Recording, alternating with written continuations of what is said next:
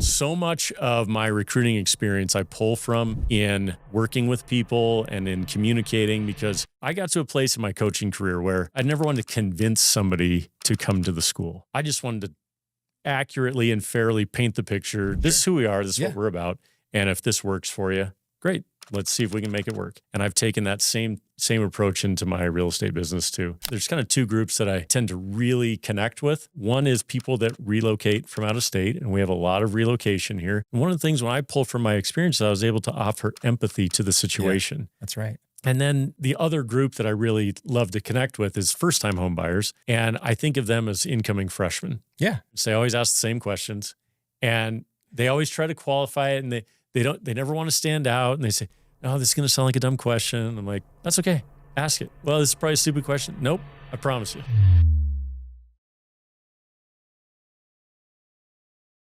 Hey guys, welcome back to More Than a Mortgage. I'm your host, Gavin Sessions. This podcast is all about storytelling, and I'm honestly super excited about the guests that we have today. Adam Pearce has become a good friend of mine. We got connected through the real estate space years and years ago.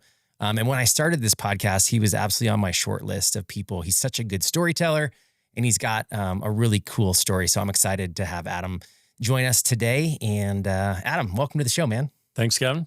Really excited to be here. It's been something on the list here on the calendar for a while. Really been looking forward to it. Love it. That's awesome. All right. So let's start with just a little bit of an icebreaker, and then we're just kind of going to turn you loose, I hope. But this is work, right? This is one of the cool things we get to do for work is something like this. I think this is one of the most fun things I get to do. If you weren't working today, what would you choose to do? If I wasn't working today, well, it's a day off from school, so I'd probably be doing something with my kids. Okay. But it is a working day. So thankfully, this is called work. And I was always told once, make your vocation your vacation. Love that. And so if you can find something you love to do, just figure out how to get paid for it. And so thankfully, that's work today. In my perfect world, I would get out to the golf course and try to work on my game, which I know you've seen, unfortunately, and will eventually get mine a little bit closer to yours.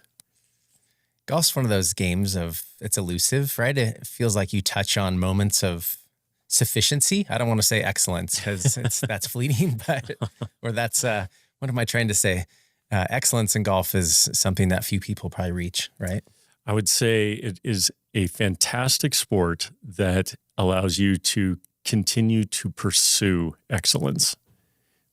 I like that. It never really allows you to attain it because there's so many opportunities to be humbled in that sport. Yes. I love that golf came into the conversation as early as it did. I'm sorry. Straight to golf. Perfect. Yeah.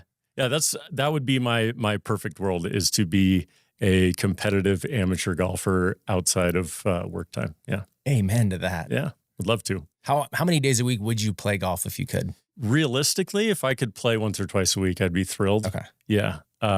I mean, there's the unrealistic side of just being the old guy retired in Florida playing golf every day. But yeah, if I could play once or twice a week, I think that'd be a lot of fun. It's something that my dad played golf, self-taught, and ended up being a senior club champion at one point. Yeah. And it was all just himself putting in the time, putting in the effort. And, doing it at the local municipal course until he eventually was able to join a club in his where I grew up. And so he eventually did that in his 50s when all the kids were gone. So nice. Yeah, pretty cool. So deep down, I'm convinced somewhere in me is a good golfer. I just haven't found it yet. You're a good athlete. You've got a great golf swing. Thank you. I appreciate that. Yeah. Yeah. We need to golf more, by the way. Absolutely. Top golf is fun, though. We do have a good time there. Yeah, it's very affordable. It works for us. It's a good winter / non-peak season. Yeah, absolutely. Our golf's gotten expensive around here, too. I've noticed. Yeah. So Top golf is even more attractive because of the price. But yes, exactly. Quick question. Have I recommended the book, Golf is Not a Game of Perfect? Yes, you have. Did you read it? I haven't. To it? I have it downloaded. I haven't doing Audibles. I haven't listened to it yet. So just to plug for that book, I listened to it, and then my next round, I'm pretty sure I broke 80. It was just one of those. Oh, wow. Which I tend to break 80 about 3 to 5 times a year at this point. But it was just the classic Patriot movie principle, which is aim small, miss small. Yep. Right. So many of us amateur golfers were like, I'm going to hit it down the left side and fade it to the right, or I'm going to hit it down the right side and fade it to the left. And this book basically is a really good principle for life as well. It's like, don't have such a big target, right? If you're just going to throw it at the wall, right? That's right. Yeah. Some of the analogies of sports, I think, are cliche, but they're real and applicable. We all say them sort of haphazardly, but there's so much value in those lessons. And certainly golf is one of those that, aim small, miss small. And then if you do miss, you continue to hone in your target and you commit to the discipline and details in order to accomplish that. And what a life lesson for anybody in any professional endeavor or any young person and who's growing and looking at new goals and aspirations. Yeah, I love it. I love that kind of stuff. Perfect. Well, that's a wrap. Okay, Just great. kidding. No, definitely not. Golf is something I love, is something you love. Neither of us do it for a living. We're in the real estate space, right? Sure are. You are now a real estate agent. I don't know that was ever your aspiration as a kid. And we can get into that if you want to. Sure. But long before real estate, I'd love to hear kind of what your career goals were, what your story is like. This podcast is all about storytelling. We want to introduce people to you. Ideally, when this is done, people are going to think they know you. They won't, right? Let's just debunk that. Yeah. This is social media. This is not real life. They won't know you, but maybe they think they will, and maybe they will like you. And maybe they're like, and then that's the basis for if somebody can ever trust us, right? And so what we want to do today is make people interested in you and attracted and want to click that button to be like, oh, Adam's got a super cool story and we relate to a lot of things, or maybe not at all, but maybe that's just something about you that resonates, right? So I'm excited to get some of that story out here and would love to hear. You can start as early as you like, right? Sure. But you somehow got to real estate, somehow got to Boise, Idaho. And I think honoring the story is a really cool thing to be able to do. So, well, thank you. I've actually, I've always felt that you've sort of celebrated my story, which humbly I've always appreciated. I think you've had a sincere interest in not just the story, but the person in the story, and I've always felt that from day one. I mean, we've sort of connected on some of that past, and I mean, even just this morning we went down a rabbit trail of college sports conversation, like too easy. To quickly interject, this conversation is at risk of getting out of hand and down quickly all sorts of rabbit trails. So our goal is to try to stay on the rails today, and we'll see if we can do that. Okay. Well, I was a soccer guy before I got into real estate, and sort of the summary of that story is I played as long as I could, grew up in Portland, and pretty much knew at 10 years old that that's what I wanted to do. I wanted to play collegiately and play professionally, and then after that, I wanted to coach. I had I was a goalkeeper when I played, and I had this great goalkeeper coach, and I just was like, that's what I want to do. I want his job when I'm done doing the playing side. So I was fortunate enough to be able to play in college, played at a small school called Concordia University in Portland, and had a great experience there with my coach, Dan Berkey, and met my wife there. So there's a lot of great things that came from that experience, and had a successful small college playing career. Turned it into an unglamorous, unflattering professional career for almost 2 years after that. And that's definitely not the childhood dream, but I can, I guess, check the box that somebody at one point paid me to show up every day. And then professional soccer in the United States at that time, 50 or 60 years ago, and we're talking about, just kidding, was certainly in the developmental stages, right? Yeah. I mean, Major League Soccer only had 10 teams at the time. They were struggling. So some of the other leagues, there's a league called the A League. That's what I was part of. Was actually pretty competitive because you had a lot of top caliber players that were having to play in some of the minor leagues, if you will. Yeah. So it was very competitive. And like I said, I was on the team and was able to collect a paycheck and never had some great playing experience. But the experience of being a part of it and the pursuit of that and the business side of that, it's really offered some context along the way. And pretty much after that, I had a couple injuries. That's my favorite excuse, but ultimately knew that it was going to end whether I wanted it to or not. Sooner than later. And I knew I wanted to coach, so the game was important to me, and I got some great advice that I should go back to school if I wanted to coach in the collegiate ranks, which is where I wanted to coach.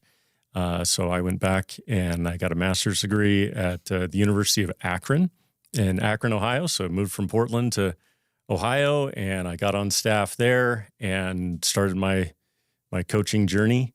And it ended up bringing us to 9 different schools. I think 5 or 6 different states. We've got 8 cross-country moves. I think it was 4 Division I schools, 2 D2s, and 3 NAI schools. And so I've kind of been a head coach, been an assistant coach, been at the biggest of major programs, been at small, tiny schools, and just really I went to places where I felt it was a good fit for the most part, and where I felt that I could utilize the game to teach life lessons, teach values. And that was my whole objective in coaching, was to help develop young people into being better leaders, better citizens. And the game was this great vehicle to do that.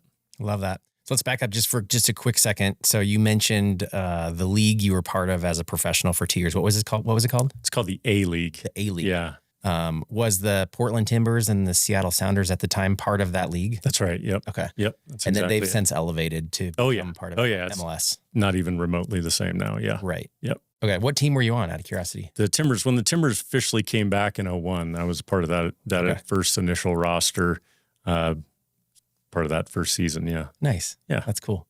And then that didn't have tons of longevity, but it was an amazing experience for you, and you learned a lot through that. And it sounds like you already knew that you wanted to be a head coach or in coaching before that even ended. Yeah. I couldn't think of anything else that I would do. That was the game was so important to me, and I had learned so much from the game that I couldn't see another reason to do anything else. I went, my undergrad work, I got a physical education, exercise science degree.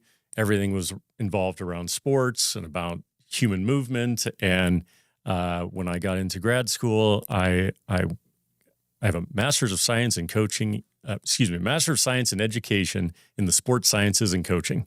And the title is longer and more impressive than what it is, but it was a lot of technical side of coaching and working within the sports science field. And then there was the theory side of coaching and the management of people and the psychology of it. And it was great. And one of the jokes I learned immediately, it was actually from the head coach at Akron. One of the very first days I was in the office, and he came up and he was asking, "Now, what are you studying? What are you here to do?" And I told him, all excited and young and ambitious, and he goes, "We'd all be better off if we just got psychology degrees." And I went, "Well, that's interesting. I don't have one of those, and I'm not in that program." And then 20 years later, into my career, I'm like, oh, he was 100% right. And if anything, not totally switching gears here, but within real estate, so much of that applies too. We're just dealing with the management of people, emotions, and in pretty intense environments sometimes. So that still reigns true. Yeah. You're a housing counselor is what you are at this point. That's a housing counselor. I like that. Yeah, and psychology plays a massive role in your business and my business. We're all in the people business, I think, is the important thing to remember. And man, there's levers we can pull, and I'm not even talking about from a manipulation standpoint, but there's just so much impact in the things that you might say to somebody and the way they're going to receive it, and how that's going to have a trickle down effect on what they're going to do next, if that makes sense. Yeah, absolutely. Yeah, absolutely. Yeah. Tremendous. And we get at you in particular. You were even just mentioning a guy this morning, and your ability to be an influence in his life and almost a coach to a certain extent, right? So I don't want us to breeze past your story and just get it right into real estate necessarily. Okay. I think there's more to uncover there, but the coaching that you've done historically in sports is 100% coming true and coming through in the way that you do your business today, which I think is awesome. Thank you. I appreciate that. I mean that in the highest possible compliment, but let's rewind again real quick. Okay. So you retire from professional soccer, you decide to get your master's degree, and that was something that was required in order to be a coach. How did that decision kind of happen? No, it wasn't necessarily required, but typically at universities, for their accreditation and whatnot, they can only have so many people on the payroll that don't have advanced degrees. Okay. So in the hiring process, if you want to get into the short stack quicker of candidates, then it helps if you had a master's degree. Got it.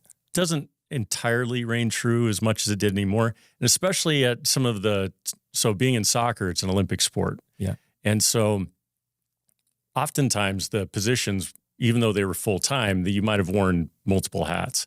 So maybe you had to teach some courses or you had to. Got it. So, and then in order to teach, you had to have a master's degree because they could only have so many that weren't PhDs. And, and if you were at the bachelor's level, then they could only have so many, or you were restricted to teaching maybe elective courses or something like that. So so all it did was it was a filtering mechanism, if you will, in the hiring process. But I also wanted to do it. I actually had that aspiration as a kid. It was something that I was interested in doing. My parents had always prioritized education, partly because they never really had that opportunity to pursue it. To pursue higher ed at least.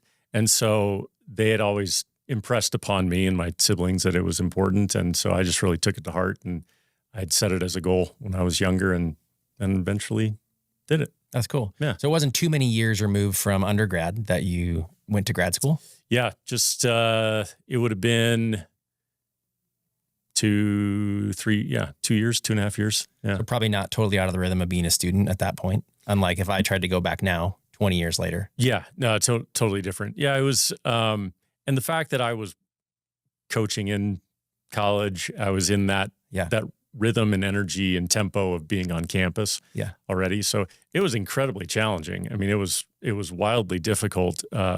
Just, you're still doing research and you're still having to attend class, and it's different. You still bought books. I mean, it wasn't that long ago yet. It's a completely different world now. Sure. And so in terms of how you could do things remotely or online. And it was a lot of schedule coordination and trying to put together late nights and, late night classes and then early morning practice. And which came first for Akron, the ability to be on the staff as a coach, or you chose there to get your master's degree, or were those somehow intertwined? They were intertwined, but ultimately I was going to go where I could be hired and admitted to grad school. And so it was a last minute thing. I had applied for the job on the women's staff there. I primarily coached in men's soccer, but my very first job was in the women's game, which was a tremendous experience. Actually still even have a couple of connections with some of the kids there, which is crazy from all these years ago. But I got hired, and it was one of those things. I did an interview, and they said, "We want to offer you the job. The only condition is you got to be here on Sunday." And it was a Thursday, and I was in Portland, and I somehow had to get there. And so I packed up and started driving across country. Dang. And so because I had started probably a 30-hour drive. It's not short. It's maybe 50-hour drive. Not that far. You can do it in 2.5 days if you drink enough coffee. It was a lot of fun, and that sort of set up the next 20 years. Is that's actually a snapshot of how it goes. You never got to move at the most convenient time because job opportunities they don't come about in the when it fits neatly into your schedule. So there's a lot of travel and transfer, and you go when it's available and when they want you or when they don't want you, and, and off you go. So it was part of a journey that I think back on now, and like I can tell you where I was at, it's in certain years of the last 20 decades just because of what institution and where we were living. Yeah. And I can say, oh yeah, we were here for 3 years or 4 years or 1 year. And it was, it really was a wild ride that ultimately led us here. And then we decided to drop the anchor in this harbor and make it home. Love it. So you're 24 roughly is my guess. Yeah. Driving across country to go take a assistant coaching job at a school in Akron, and then going to start a master's program at the same time. Yep. Cool. What was your first coaching? So you was with a women's team. What was your, what position group did you coach? Goalkeepers. Since I was a goalkeeper, that was kind of the golden ticket into anything because it's the one position that's highly specified, different to all of the outfield players. And there's a belief, and I pretty much subscribe to this. I think there's been some people that have gotten better at it over the years, but to understand the nuance of the position and the psychological side of what is the goalkeeper going through during the game, that you have to have played it to effectively teach it at the highest level. And at that point, Division I soccer, it was a pretty high level. It was a second-year program, so we were really, putting the foundation down and building the bricks from the ground up. Was able to work with some great kids and meet some great people, and I wouldn't trade it for anything. But yeah, I was get in there and coach goalkeepers and coach them up and help them be better people. That's cool. Yeah. And you missed the LeBron freight train energy, I'm sure. I did not. By a few years, right? Nope. No, you didn't. In fact, it was a really wild time in being in Akron, Ohio, because he was a senior in high school at St. Vincent St. Mary's, and because of the media chaos that was going on with him, he would actually practice in the JAR, the James A. Rhodes Arena, which was the basketball arena, and all of the sports, except for football, I guess, had their offices surrounding the basketball court in the JAR, and so LeBron would come every single day and he would practice, and they would there's a big curtain that would come down because it was a 2-tiered arena, and they would curtain the whole thing off, and then he would go practice. This kid's 18 at the time, right? It was a really wild time. Who was he practicing with? He had a single coach in there. So it was not even a team practice. Right. And so then on game day or the day before game day, the whole team would come and practice there. Okay. And so because my office was in there, and so here's a little bit of a funny story. So the Akron, Ohio is up in it's northern Ohio. It's just south near of Cleveland, right? Yeah, it's just south of Cleveland. And so you're in the snow belt. You get tons of snow, cold. So there's these tunnels that can transfer you from building to building throughout the campus, because otherwise you just freeze to death. And so the parking deck that was closest to the arena was off on the side, and my office was kind of down that side hallway. So I'd quickly run across and come in the side door, and then I would go kind of, because no one's paying attention, their security's gone. Because I could get in the side there, I'd go peek my head through Be a looky-loo? Watch him practice. I'd pretty much watch him practice, not the whole practice, but keep an eye on him for 5-10 minutes a day. Was he any good? Yeah, it worked out okay. Turned out okay. Yeah. So that was that's a sort of a fun part of that story is there's this great part of his story of where he showed up in the gray Hummer, the big. Vaguely remember. Okay, that. Yeah. And he was driving. He'd drive that on campus and park on campus, and that was supposedly a gift from his uncle or something. Of course, because no money was to be able to. But it was wild too, because you'd go down to the front of the arena and there'd just be boxes from FedEx or UPS or whatever it was, and it was just Adidas stuff, Nike stuff, Reebok stuff. Everybody that was courting him, showering him with gear, because you couldn't give it to him, but if you just dropped it off, and whomever came to collect it, it was weird. Yeah, but so I watched LeBron practice in high school pretty much every day during his senior year. So he effectively went to Akron as a high school kid. Yeah, kind of.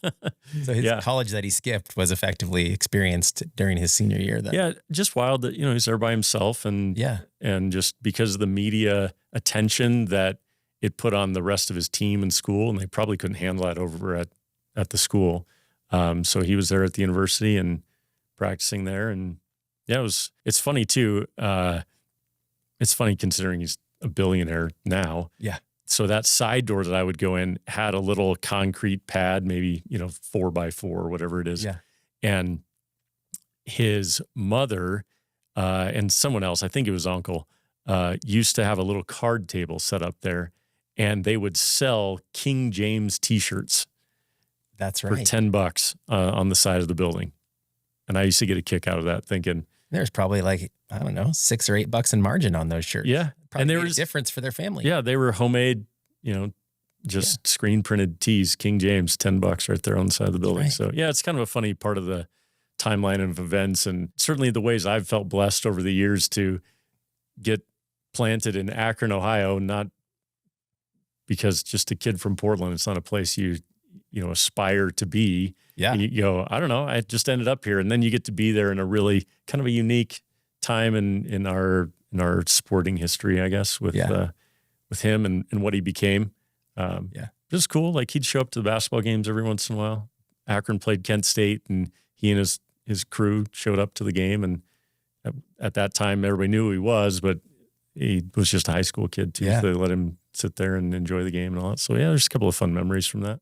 And Akron was in the MAC at the time? Yeah, the Mid-American Conference, yep. I think you have a theory about every good coach has to do time in the MAC. Yes. Yeah, it's a joke amongst college coaches that certainly within my peer group, but it's pretty well accepted that anybody who's anybody has done a pit stop in the Mid-American Conference. And it's funny when you go back and you see success in a lot of sports, successful coaches, and you go, oh wow, they were a grad assistant at Kent State, or they were an assistant coach over at Toledo or whatever, whatever it was. So yeah, a friend of mine is the head women's basketball coach at the University of Arizona.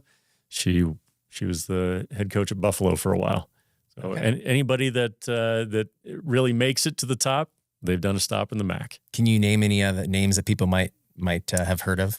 I'm sure you can. I mean, the soccer world maybe, but there's some famous ones like Coach Nick Saban. Oh, him. Okay. Yes, him. Yeah. Him in particular. Actually, he was a Kent State guy, played there, was a grad assistant there, eventually became a head coach at Toledo. And so, yeah, I wouldn't necessarily associate myself with those people and their coaching success, but it's a fun joke that we've all made a stop in the MAC at one point. But we'll just plug the Huskies here. The great Don James evidently made a stop in the MAC. I learned as well. I had that conversation earlier today. Yeah, as they do. Yep.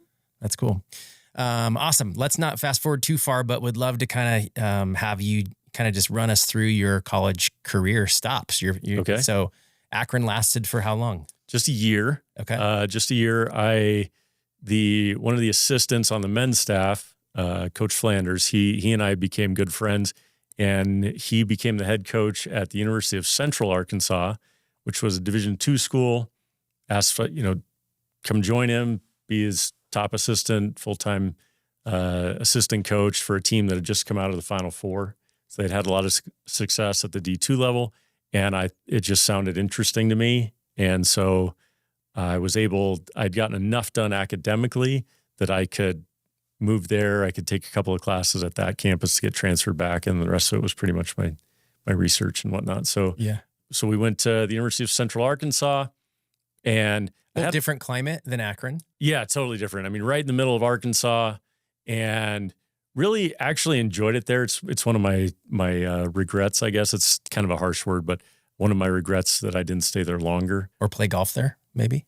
Yeah, there's actually some really cool places there. Yeah, it's an undervalued state. It really is. Yeah, there's some real beauty in that state too. It's really cool. But we were there a year. So I had a couple injuries towards the end of my playing career, and they sort of resurfaced again. And so it was making it difficult to be out on the field coaching.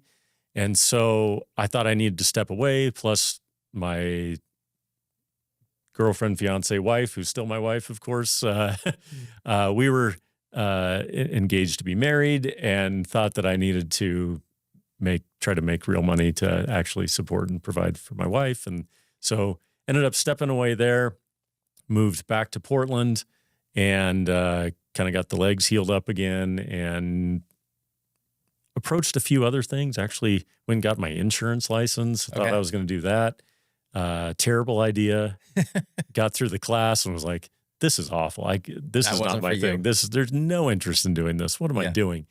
But I had a car payment and had some a couple of bills, and so I reached out to my old college coach, and they had summer camps going on. I said, I need to make some money. I've been out of work for a while, and I've been just healing up the legs, and realized that insurance wasn't going to be my place. Yeah. And he said, well, we're staffed out. How much do you need? And I told him, and he said, okay, then you can work for that much this week, and took me on. And then I did the next camp and the next camp and the next camp. I think I did 5 or 6 that summer.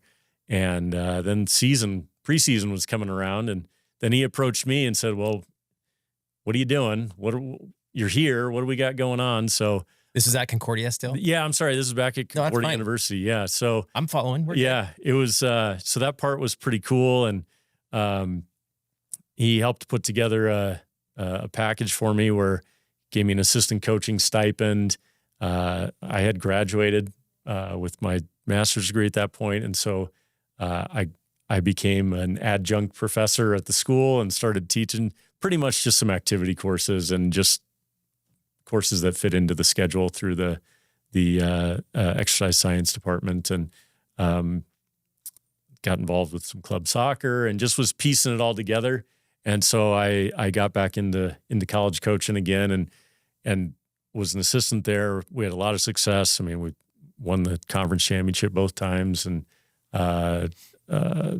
went to regional finals. And so it was a lot of fun. And I just had immediately, that fire that had kind of always been there, it had really taken off again. And I was like, who am I kidding? I don't want to do something else. Yeah. So I started pursuing full-time coaching opportunities again. And then Concordia was NAIA at the time? At the time, yeah, they were NAIA. And the NAIA is a really interesting small college environment. That short story is that they didn't have any age restrictions. Their eligibility requirements were different. So it had a very, in men's soccer in particular, had a very international flavor. You'd have 28, 29-year-old grown men that had eligibility. And so it was a very different brand of soccer. I've always defended the NAIA that it was a very unfairly criticized brand, but it was very small schools, very small, often faith-based schools. Yeah. And that's how they made up the NAIA. And I ended up getting a job at Spring Hill College in Mobile, Alabama. So we were going back to the South, and I was hired as the head coach of both the men's and the women's program. And so that was wild. Was that a smallish conference as well, like NAIA equivalent type of thing? Yep, exact same thing. Yeah, in the NAIA down in Mobile, it's 15 minutes off the Gulf, and really total culture shock, culture change. And it was a Jesuit Catholic institution, and they call it the Harvard of the South. And it was this beautiful, incredible campus, has a golf course on it, and just endless history. And they've got the azaleas like you see at Augusta. Yeah. I mean, it's a postcard, the whole place. Yeah. And still have some great friends from down there. Still keep in touch with quite a few of the players. Really made some great relationships down there. But there's a shelf life on doing that, where you you find out how much you love it. Yep. And then how good you are at it too. Because coaching 2 teams, small budget, not enough scholarship, not enough staff, et cetera, et cetera, et cetera. So everything is for naught. And then you figure out, well, why am I doing this? And really why it worked is my wife had gone back to, she had gotten her bachelor's degree in health and fitness management, and then decided she was going to go be a nurse. So she went back to nursing school in an advanced program at the University of South Alabama. And it was basically like she was working 24 hours a day. So then I had 2 teams and not enough help. So I could recruit. I could be on the phones late because I was, calling every time zone, because I had relationships from the West Coast, and I'd made relationships in the upper Midwest. And so I was calling here, there, and everywhere, and then traveling all over the place, just making it happen. So recruiting is a lot like sales. Very much so. So much of my recruiting experience I pull from in working with people and in communicating, because I got to a place in my coaching career where I never wanted to convince somebody to come to the school. I just wanted to accurately and fairly paint the picture. This is who we are. This is what we're about. And if this works for you, great. Let's see if we can make it work. And I've taken that same approach into my real estate business too, where I'm not trying to convince them to buy a house. Just here's what it is. Here's the area. Here's the neighborhood. Here's the pros and cons of this particular home. Here's some things you might want to watch out for. Here's some things that you probably don't see that are actually really fantastic. So if you're interested in it, then let's see if we can make it happen. Love it. Paint the picture for them. Yep. And then help them either get excited about it or not. Yep. It's great. Yeah. Okay. So I remember talking to you. We've burned hours, I feel like, talking about, not today, but talking about your time in Mobile, which, if anybody wants to know that story more, hit you up and I'm sure you'd be happy to share it. But that was an eye-opening, high contrast experience, I think is the right way. Yeah. Coming from Portland down to the deep South, right? The deep 30. And that was an experience you look back on with tremendous fondness. There we go. Fondness. Yeah. That's the word that I couldn't find the word. Yeah, I do. It's probably the place that, well, it was my first head coaching experience at the college level. And because every part of it was so different culturally, the fact that I was coaching 2 programs. So I was managing 2 budgets. I was trying to fundraise. There's just, everything was double. So I was getting double the experience all at once.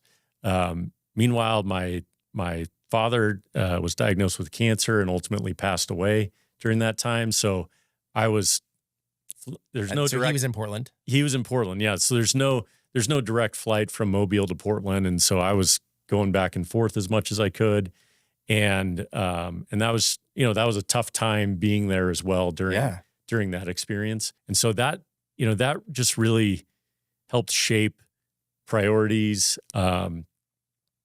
It identified during a time in my younger life when you go from being a player to being a coach, but you're on campus and everything is young and vibrant, and you don't have that context of the tougher parts of the world yet, Yeah. And maybe that's God's grace too, right? For that.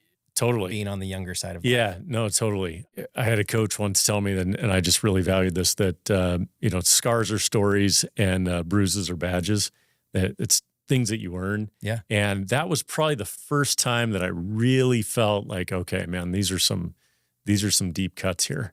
And we're at the same time, I just got married. I had responsibilities. We had a mortgage. I had 53 student athletes between the 2 teams. And there was just a lot going on there, and it was definitely a part. It didn't harden me, but it made me aware of some of the things that are actually more important in life, and formative. Definitely formative. Yeah, it's a great word for it. So how many years in Mobile? We were there almost 4. Okay. Probably longer than you thought. No, I actually went there thinking I could be there a long time. I love the sunshine, the warmth. I actually don't mind humidity. So it was. And that part of the Gulf Coast is pristine, beautiful, right? The beaches there are incredible, correct? Yeah, the Redneck Riviera, they call it. Yeah, it's all those same Florida beaches on the Gulf. The secret's out now, but Orange Beach and Gulf Shores, just incredible. White sugar sand. And it was just growing up in Portland. You go to the Oregon coast, it's beautiful. Exactly the same, right? But minus the 10 layers of clothing and rain gear and everything else.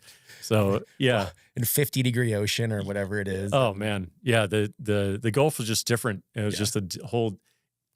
Any way it could be different, it was different. And it's somewhere I take great memories from, and very fond of, and always think positively, even though it was a really challenging time in my personal life. So we were there, as I like to say, 6 seasons, but right before, and this was actually one of the tough things, right before going into that 4th season, that next 4th year, I got a call from a friend who's actually a Concordia alum. He was coaching up at Northern Illinois University, and he was about to be hired as the head coach at Oregon State. And he said, "Do you do you want to come home? Oof.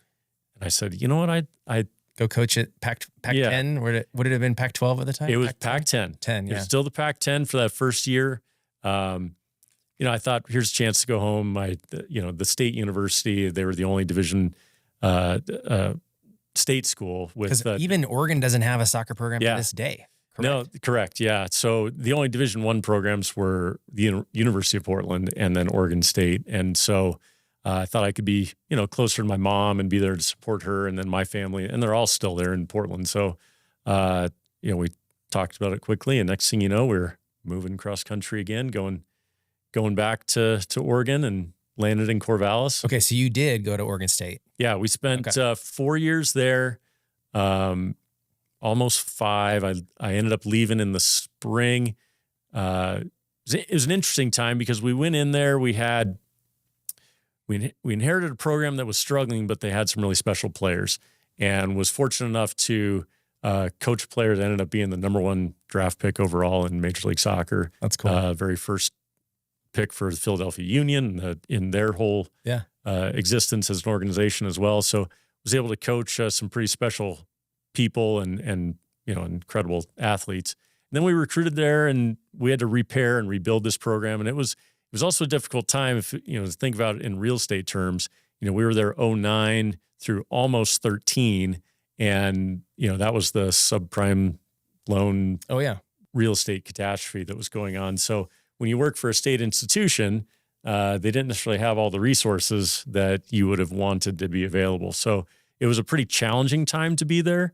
They also made the switch from the Pac-10 to the Pac-12, so that was an exciting time to be there.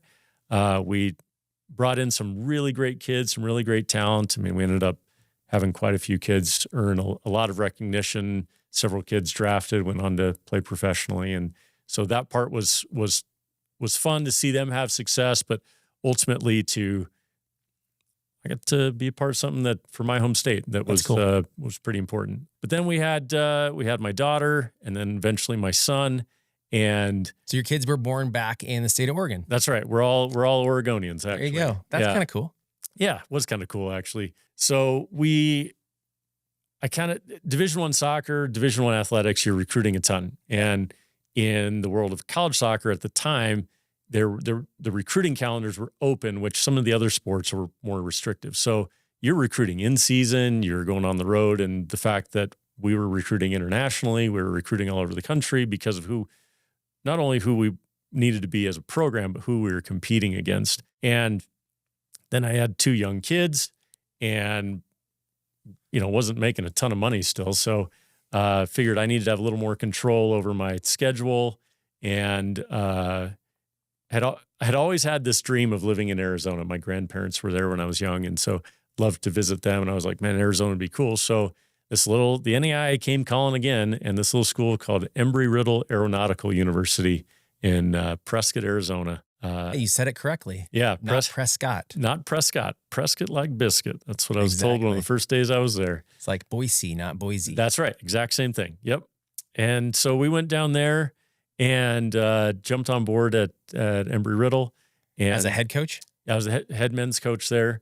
Okay, so you were keeper's coach at Oregon State. Yep, okay. Yep. So was back in the goalkeeping side of things and really focused on them, and had some really great kids to work with. Like I said, still in touch with quite a few of them. Yeah, and that's always important to me. I always feel like even no matter how tough it was, or the challenge, or whether you had success or not success, if you have relationships where kids want to stay in touch with you, then to me that's the win. That's the success. Yeah. Yeah. So, we went down to Arizona, and same thing. We were there 4 years, and had some success there. We won a conference title, lost the conference. Yeah, back in the NAIA. Went to the national tournament one year. Kind of ping-ponging all over the place. Ping-ponging all over the place. Yeah, it's.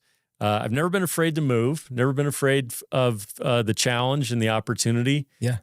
My wife has been an unbelievable supporter and advocate, and a good soldier along the way to just go, sure. I don't get it, but this is what makes him tick. And for that, I love him, support him, and on we'd go again. So Yeah, we went to Embry-Riddle for 4 years, had some success, and I had a strange kind of out of the blue call, and where I had a friend who was coaching at Ohio State, and they were going to have an opening, and so totally different. Never thought we'd move back to Ohio. Too much snow, too much cold, and I actually turned it down, and I stayed at Embry-Riddle one more year because I just felt like we didn't have unfinished business, and my kids were young, and we had a nice house, and life was pretty good. Well, But even in Prescott too, it's a little less extreme climate, right? yeah, it's very similar to Boise. It's high desert, and you can always sort of take Not Phoenix. 115 in the summer. No, you take Phoenix minus 20. Oh gosh, yeah, Yeah. it's ideal. So pretty much no matter what the temperature is there, you just subtract 20 and it's still sunny so much. And yeah, it's Yeah. beautiful high desert. Yeah, really, really awesome part of northern Arizona. That's cool.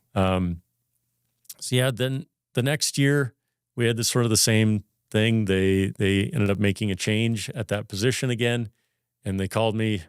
This was the keepers coach at Ohio Yes, State? he was coach goalkeepers there and be an assistant, be on staff there as a full-time assistant. But I was like, they're not going to call a third time. So if we're going to do this, we better do it. And it's the Block O. It's a big. It was the appeal of the institution, right? And the brand and just the prowess. And yeah. I mean, you can't explain it unless you're behind the walls of it, of just how big of an operation it is. And I'd been, it's not like I needed to be in Division I soccer again.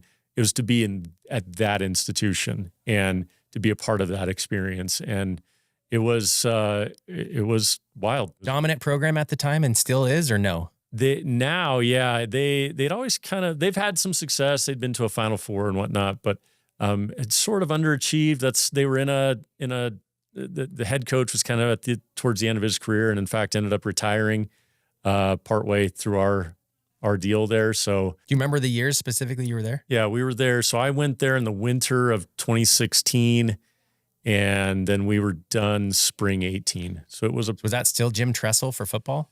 no, Urban Meyer was there. Urban was there? Yeah, Okay. he was there. And it was, and they had success while we were there too. I mean, they were Football? good. Football, yeah. Oh, They yeah. were. It was. Perennial success at Yeah, Ohio and it's- State for the most part.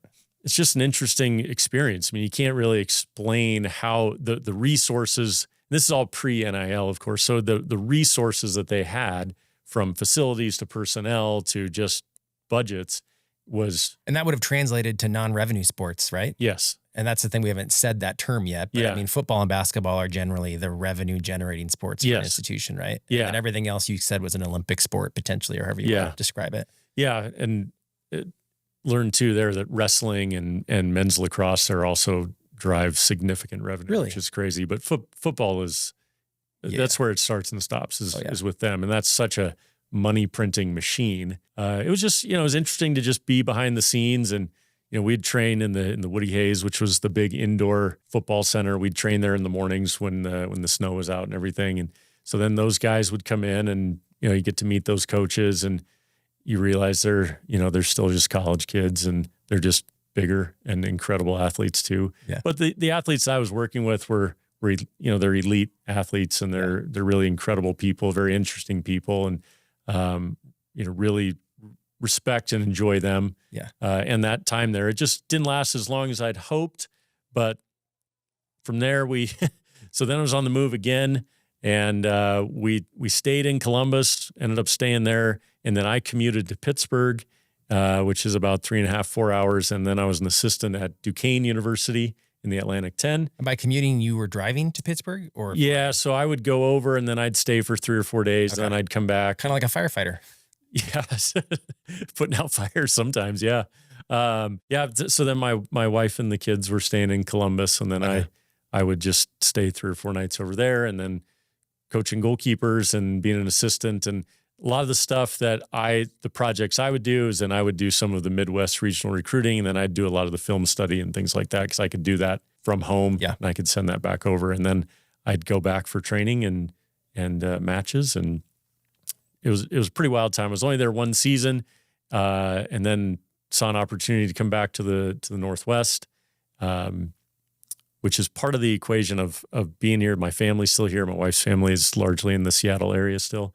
And so had an opportunity to come to Idaho. Was the head coach at NNU for a couple of years. Okay. COVID hit. There's probably a shelf life on that, and then ultimately, So NNU coaching opportunity was what brought you guys ultimately to the Treasure Valley. yes. Okay. Yep. Any appeal to be in the Boise area before that? Was it ever given any thought? Not necessarily.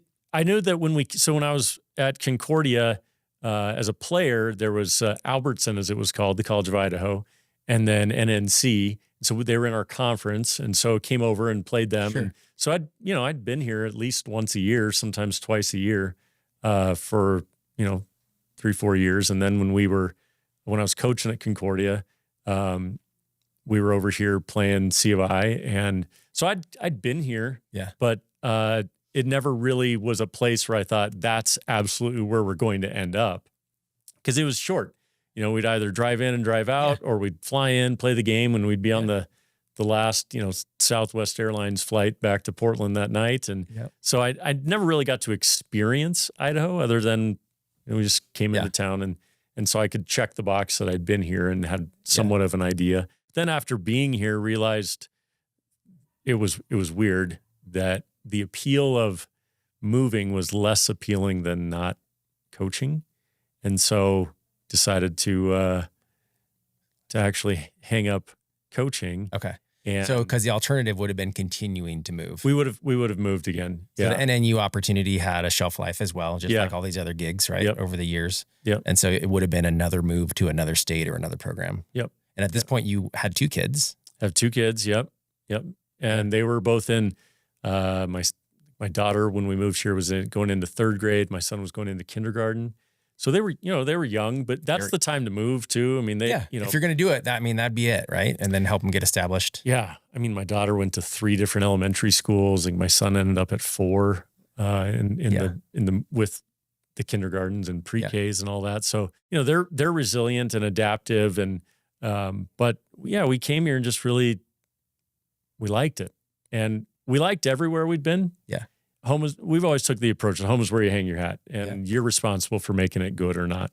And there's definitely places that we enjoyed more than others, and that we would say, we wouldn't necessarily move back there again, but glad we were there. Yeah. And this was just a place that it really took to us. It was close enough to be able to get back to family without it being an all day travel day. You could actually now we can drive. It's, kind of all day, I guess, but still it's a short flight if we need to get back in an emergency type of thing. And so, I mean, my brother, sister-in-law, and nephews will be here this weekend because they're coming over to play soccer. That's so good. Like that part's great.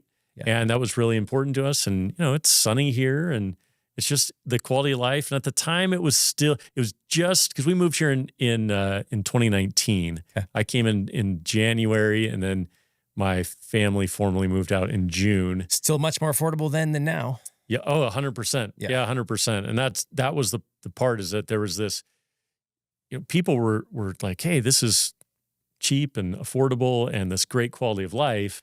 And we were able to get a nice home and live in a nice community and really capitalize on those things, and know that, everywhere we go, we'd make the best of it. But this one was pretty special. And so we didn't necessarily want to lose out on that. And it was a great place where we could really see raising our kids and wanting to have them be Idahoans and have them be able to claim this as home, where these are where their roots are really established. Did your wife really believe you, do you think, when you said, let's hang it up from NNU? No. She in fact, she went back to work, in fact, because she was like, you need to take all the time to figure this out. Because if you're really going to step away from coaching, I can't have you coming back, 6 months into something saying, oh, I regret it. She's like, you really got to be comfortable with this. So to her credit, she stepped up again and allowed me time to explore options. And kind of the short version, and it's part of the story, but the short version is, as I explored these options of things that interested me, of career paths that I could do here, jobs that I could do here, nothing really stood out, because since I was 10 years old, all I ever wanted to do was play soccer and then coach soccer. And I was okay with it. My hobbies were soccer. I liked watching soccer. I liked talking about soccer.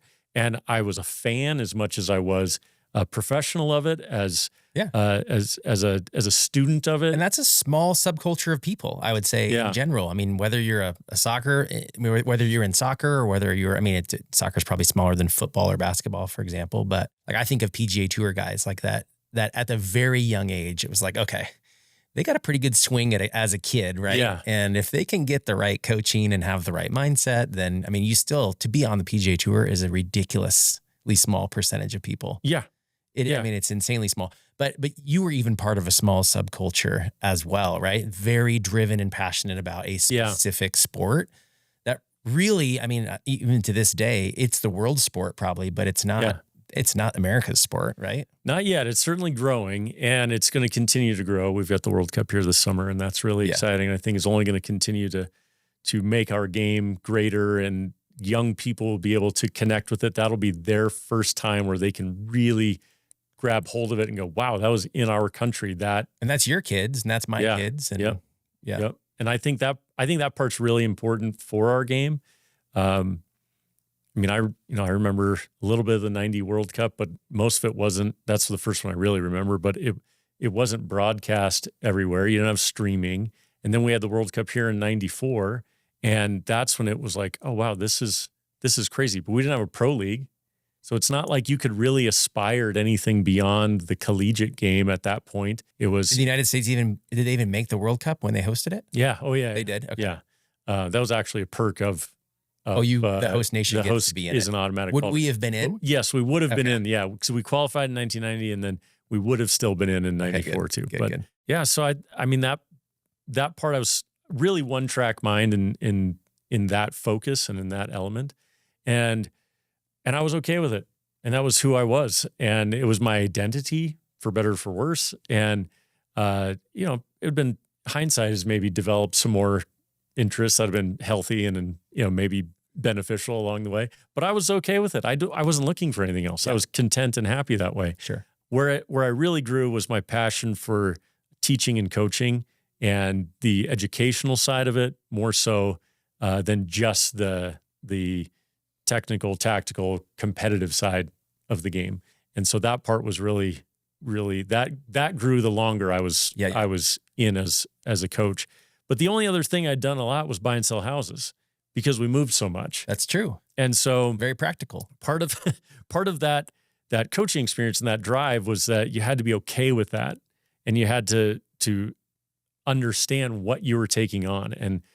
And for me, what I found was that I was always going to something. I had something to look forward to because we were moving because of my job. So when you're hired, they're excited about you and everybody loves you. And it's a neat time to be you because they're looking forward to you being there and you're excited about the new neat time to be you. Yeah. Oh yeah. And I love that. So I'd get to go look for houses and I'd get to go explore the new place. And my wife was there at home packing boxes and she always got the tough end of it. But again, just incredible woman, incredible person. Yeah. And fully committed and invested along the way. And so, I mean, she'd have to be. You took her for a tour of the country. Yeah. Over the course of what? 20 years. Yeah, I was going to say at least 15. Yeah, it was 20 years. Yeah, it was quite a journey. Right through 2021. Yeah. First half of spring 21, something like that. Well, I guess that's right because it would have been 2001 in Akron with LeBron, right? I think. Yeah, 02 was my first season there. Yeah, okay, that's 02. Right. Yeah, but so I'd always had this sort of romantic side of real estate because we had to sell houses too, but we got into the market in 04. We bought our first house in Northeast Portland, and that was right when everything was just booming out of control. So we had great equity. We ended up selling it after 14 months, and that allowed us to buy our home in Alabama. And and then we also got the other side of it where nothing could sell, and we took a huge loss, and it sat on the market for 13 months and 21 days, but who was counting? And evidently you were. Yes. So meanwhile, we're paying rent in Corvallis and then paying our mortgage. And, it wasn't always this this just everybody gets rich quick scheme. We'd actually been through some of the real tough challenges, and eventually we were about to have a daughter, so we needed to sell that house. So we sold it and took our loss and moved on, bought a house in Corvallis. And then that was, again, 09 to 13. So still kind of in that, for the most part, still in it. But then when we decided to sell, basically broke even on it. So it's not like we were ahead again. Then we went to Arizona. We were able to buy low. So at that point, so then when we left there, we were able to sell a little bit higher. And it's a story that I share with people quite a bit to let them know, like, it hasn't always been roses for me on the real estate. Yeah, it's real estate. Yeah. Of the lesson is buy and wait. Don't move every year or two. Amen. That's how you end up playing more of a gambling game. And for us, we justified it because you don't get to pick when you move in as a college coach, right? As much. I mean, you either move because you've done well, and maybe somebody hasn't, or you haven't done well, and now you've got to move on to the next opportunity. If you're taking a coaching position knowing or expecting it to be super short term, you're probably not giving your all to it, right? You definitely do. You do give your all to it, because the outcome is that then maybe you get that long-term deal, or maybe you end up, then it leads you to... I'm sorry, I said that wrong. The hope and expectation when you took a new coaching position was probably that it was going to last a long time. Yes. Right? Yes. And of course you weren't always in control of when it ended. Correct. But you went into it with a long-term mentality. Yep. Right? Yeah. And that's the way that you would encourage somebody to get into a house now, right? It's 100%. like, hey, life might change on you and you may have to pivot, roll, shake, and do whatever, but let's make a long-term commitment to this house if we can. Just like you were trying to make a long-term commitment to every soccer coaching position that you were. And then, Absolutely. Yeah, that's been the lesson all along, is that certainly when we went into it, the goal was to be there. I had some great advice that take every job like it's your last one, because it might be. Right. And it's a fickle industry. It's a really tough business, and you just never know. Right. And so we bought the houses to be part of the community, to put down our roots there. And because it was the right thing to do. Yeah, it's the right thing to do. And it can be challenging. It can, when you have to move rapidly and quickly, it's not easy. But that's when I come back to that, if you take a loss on it, or you get a few scars, you get a few bruises, those are lessons, and those are stories that shape who you are further down the line. Right. So you can make better decisions in the future, or you can make decisions based on some of your experience, and then you can only make the best decision you can based on the information that you have. Yeah. I finished up a book a week or two ago, Fathered by God by John Eldredge, right? And I think you already added it to your list, and maybe you already started it. He ends it by basically talking about, hey, it took me a long time to get here, but my experience in life is really where my passion and my ability to be helpful to anybody else comes from. It's like, you start talking about things that are outside of your experience. Like me, if I'm like, oh yeah, I'm going to tell you how to be a soccer coach. I never even played soccer, right? It's like, take it from the source. That's kind of a silly example, but I think oftentimes we get out over our ski tips thinking that we can help people and can contribute something, but maybe we don't have any experience in that at all. And I'm not saying shut up necessarily, but I am saying, like, maybe zoom out, be reflective about where you do have experience and passion, and then lean in there, right? Because that's going to be so much more effective for you and your ability to have impact in anybody else's life. 100%. And again, that's one of the things that drove me into real estate. Is one, that's the only other thing I'd done, because we'd bought and sold so many houses and moved.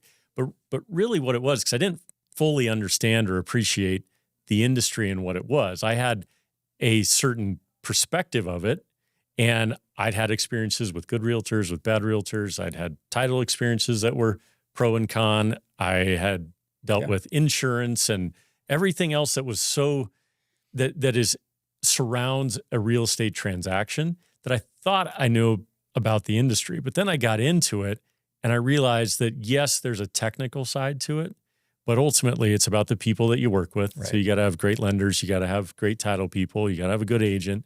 And then when you put them together and then you pull from your experiences, you can advise people. And one of the things when I pulled from my experiences, I was able to offer empathy to the situation. Yeah, that's right. And I really felt like when when they're struggling, because I love to help. There's kind of two groups that I tend to really connect with. One is people that relocate from out of state, and we have a lot of relocation here. Yep. And I can empathize with them. You've done it a few times. I've done it a few times. We have 8 cross-country moves in us, and it's not easy. And kind of one of my jokes I share with people, even though it's true, is you can move across the street, it'll still take a year to get settled.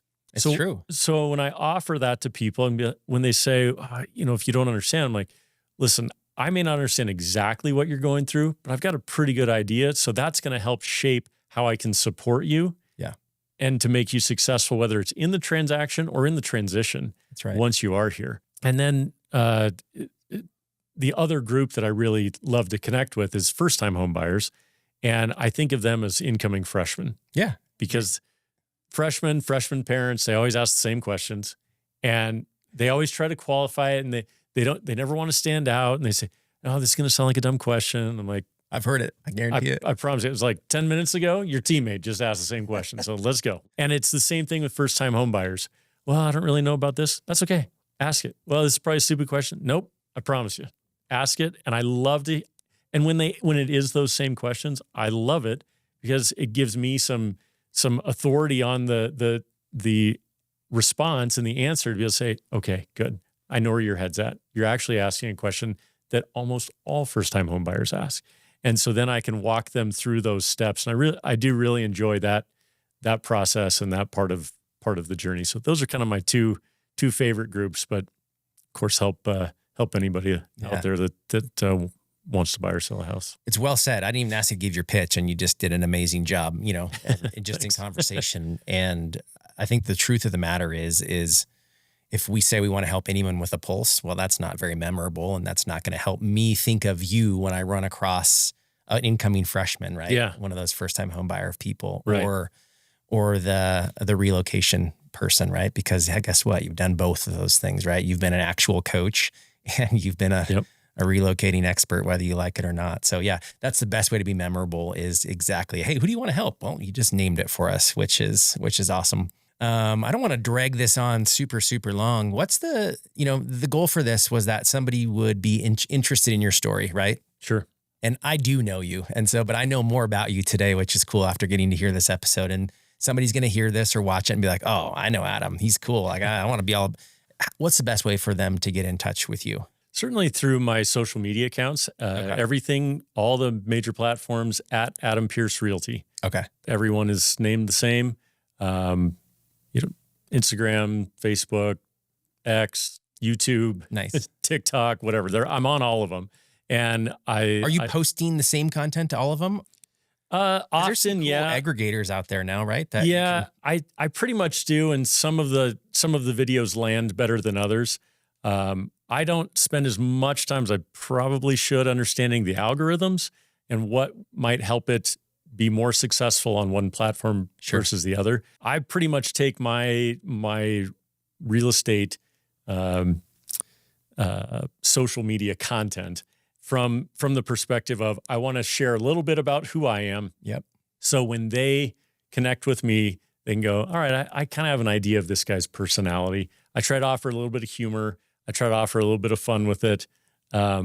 I try to not take myself too seriously in that regard. Yeah. I have no interest in trying to become an influencer or something like that. All I want is to put a smile on somebody's face, bring a little bit of joy to them. And if they say, that's the kind of guy we might want to work with when it comes to buying and selling houses, then they've got a general idea of who I am.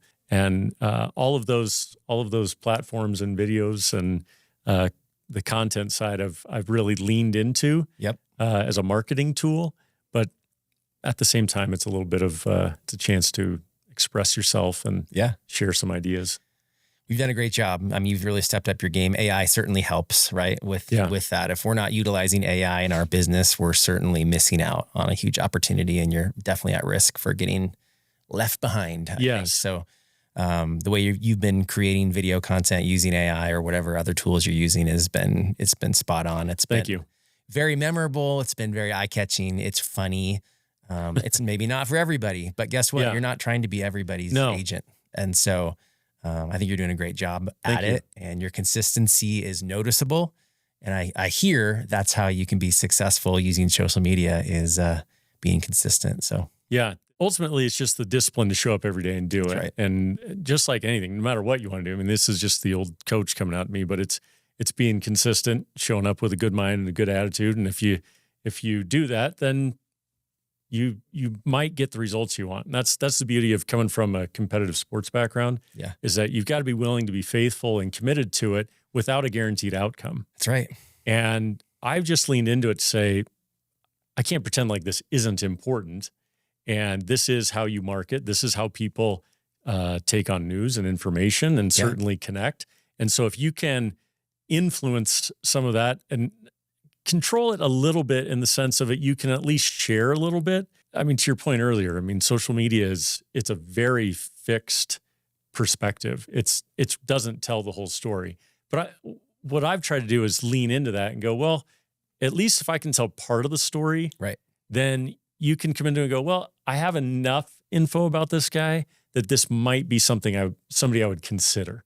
And that's been the main thing for me, is being able to try to communicate that message. I try to play off of things, sports and athletics, and certainly addressing things in the Treasure Valley where people can associate me with them. I did a couple of videos over throughout the Winter Olympics that got some pretty good traction. Very culturally appropriate, right? Yeah. And I try to lean into things like that where it seems relevant to the time being. Yes. And again, it's a little bit of sharing my personality and trying to not take myself too seriously, but at the same time say, this is today, this is who I am. And then if I can get a conversation with the person, then I can figure out what's the ideal way to then serve them and their needs, and how I can support them or assist them in their real estate goals. Yeah. Real value and real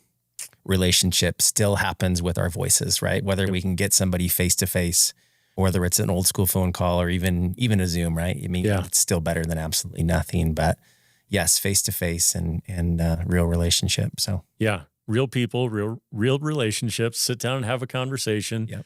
I mean, we all text a ton and that's fine. Mm-hmm. But to me, it's still being able to do things like this. I mean, I'd rather sit down and talk with somebody, be able to connect with them in a personal way. 'Cause you learn a lot about somebody, just the energy they give off. And if you're really connecting with them based on their body language, or, I mean, there's so many things that you learn by actually being around the person and go, well, I just want to connect with people. Yeah. And then if we happen to do a real estate deal as a result of having a positive connection, then great. Yeah.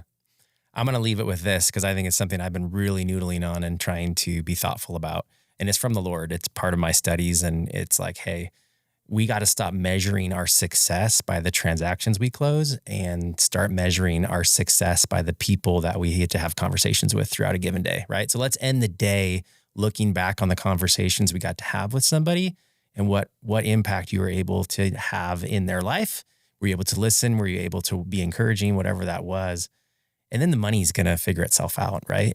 If you provide real relationship value and engagement with people, then you're going to be fine. I couldn't agree more. The Lord always blesses you at the right time. That's right. If you're faithful and loyal. And I've had some really tough, challenging scenarios. I think everybody has. And I've always been taken care of. That's and right. so if I only focused on those outcomes, then they may or may not happen. That's right. But if I focus on the people and doing things that would highlight the Lord and be beneficial to him, even when I've screwed up, even when I've made mistakes, even when I could have done better or should have done better. So, all right, learn from that, refocus, put my energy into these right things. And then lo and behold, you get taken care of once again. And the right people come into your life at the right times, and you end up you can have a pretty good life. Love it. Well, at the risk of getting us down a rabbit trail that would keep us talking for another hour, I'm going to say that's a wrap. Okay. Sounds good. Really, really appreciate you joining us today. There's lots more stories that you have to share, whether it's here in this studio on the podcast again, or hopefully face-to-face with people that are interested to learn more about you. So appreciate this opportunity to be here. I have really enjoyed it. I hope people gained something, some value from sitting through this and listening to it. But I do really appreciate your friendship and respect you professionally, and have certainly always enjoyed the time that we've had to work together. So thanks for having me here today. Appreciate it, buddy.